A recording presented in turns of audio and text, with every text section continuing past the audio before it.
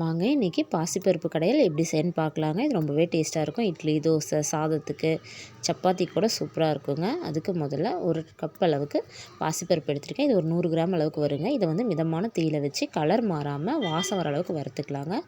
வறுத்ததுக்கப்புறமா தண்ணி சேர்த்திக்கலாம்.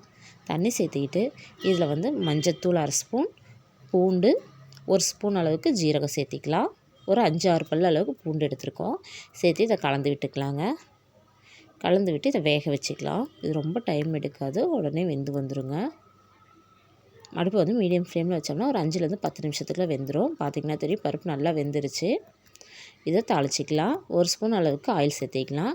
கடுகு 1 ஸ்பூன், 1/2 ஸ்பூன் ஜீரகம், 1/2 ஸ்பூன் மிளகு, கொஞ்சமாக பெருங்காயத்தூள் சேர்த்து இதை நல்லா பொரிய விட்டுக்கலாம். பொரிய விட்டதுக்கப்புறமா கட் பண்ணி வச்சுருக்க பெரிய வெங்காயம், கருவேப்பிலை, கொத்தமல்லி, 4 வரமிளகாவை விதையை எடுத்துகிட்டு சேர்த்திருக்கேங்க.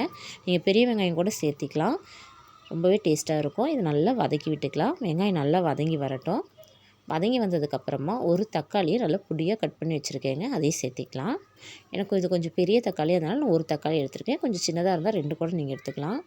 இதை நல்லா வதக்கிக்கலாம். வெங்காயம் தக்காளி நல்லா வதங்கி வரட்டும். பார்த்திங்கன்னா தெரியும், இந்தளவுக்கு நல்லா வதங்கி வந்ததுக்கப்புறம் நம்ம எடுத்து வச்சுருக்க பருப்போடு சேர்த்திக்கலாங்க. அவ்வளோதாங்க. இது சின்ன குழந்தைங்களுக்கு கூட நீங்கள் சாதத்தில் போட்டு பிசைஞ்சு கொடுத்து பாருங்கள், ரொம்பவே விரும்பி சாப்பிடுவாங்க. இட்லி, தோசை, சப்பாத்தி எல்லாத்துக்குமே டேஸ்ட்டாக இருக்குங்க. இந்த பருப்புக்கு தேவையான அளவுக்கு உப்பு சேர்த்திக்கலாம். சேர்த்துட்டு கலந்து விட்டுக்கலாங்க. அவ்வளோதாங்க.